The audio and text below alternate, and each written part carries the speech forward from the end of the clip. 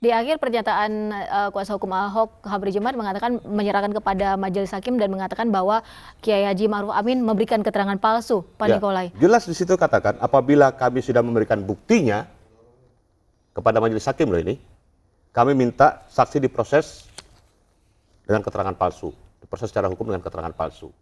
Ini berarti kan mereka sudah memegang bukti. Ini satu hal ya. Tapi di pihak lain ketika ditanyakan berbagai media terhadap kuasa hukum Ahok, baik itu melalui media cetak maupun media televisi, dia menyatakan waktu ditanya buktinya apa, dari mana didapat, dia menyatakan bukti dari Tuhan.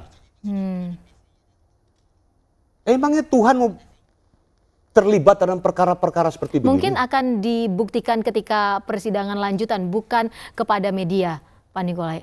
Ya, dia mengatakan bahwa kami, nanti itulah kami sebagai penasihat hukum yang akan menyampaikan itu. Tetapi di sisi lain, orang juga, masyarakat juga perlu tahu bahwa buktinya dari mana. Jadi saya melihat bahwa ini ingin mengaburkan bahwa ada tindak pidana yang terjadi, tindak pidana baru yang terjadi.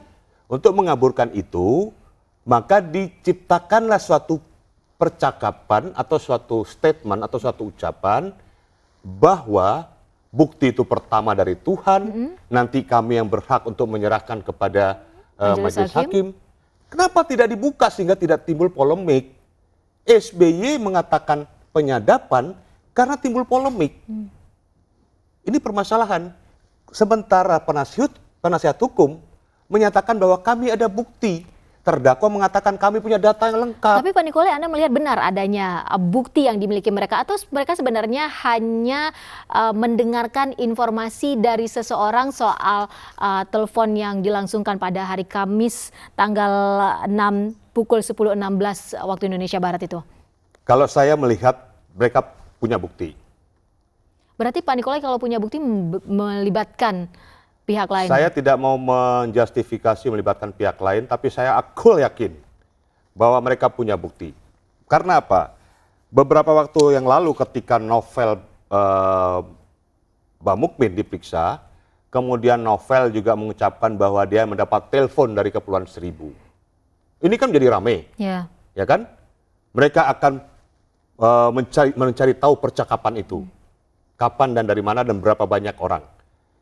Ini udah indikasi bahwa apapun mereka lakukan untuk kepentingan klien mereka, termasuk meminta data percakapan novel.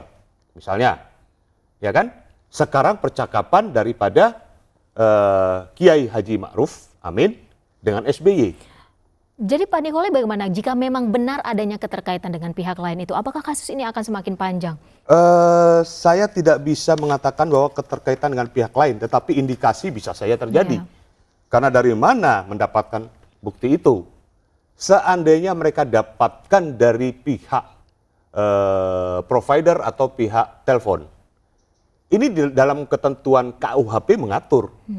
Pasal 433 dalam KUHP, seorang pejabat telegraf atau telepon atau orang lain yang ditugasi mengawasi pekerjaan telegraf atau telepon yang digunakan untuk kepentingan umum diancam dengan pidana penjara paling lama 2 tahun jika ia dengan sengaja dan melawan hukum memberitahukan kepada orang lain kabar yang diserahkan kepada jawatan telegraf atau telepon atau kepada lembaga semacam itu, atau dengan sengaja dan melawan hukum membuka, membaca, memberitahukan kabar telegraf atau telepon kepada orang lain.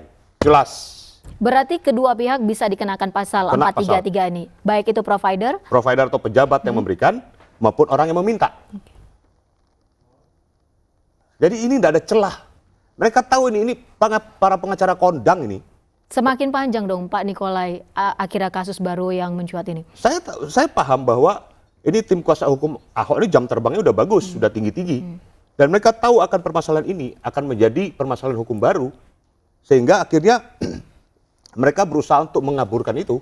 Baik, Pak Nikolai, di persidangan kemarin Ahok juga sempat menyatakan bahwa keterangan dari Kiai Haji Ma'ruf Amin sangat tidak objektif begitu karena dianggap seperti ada keberpihakan terhadap salah satu paslon yang akan ikut serta pada Pilkada DKI nanti. Ada kepentingan politik di sana. Anda juga melihat itu, Pak Nikolai? Saya melihat tidak ada kepentingan politik. Siapapun yang mau bertemu dengan ketua PBNU atau Rais Am PBNU atau ketua MUI, masyarakat siapapun silakan. Mau dia dari partai politik A, B, C, D, E dan sebagainya silakan. Ya kan? Karena namanya PBNU ini kan yang kita ketahui bersama adalah organisasi massa yang tertua di Indonesia. Ya kan? Dalam arti organisasi keagamaan yang membawahi atau mewadahi umat Nahdlatul Ulama. Jadi siapapun boleh berkomunikasi atau boleh meminta dukungan. Tidak ada larangan dalam hukum. Wajar berarti, Pak Nikolai. Wajar. Saya tertarik dengan pasal 433 yang sempat Anda singgung tadi, Pak Nikolai, soal penyadapan.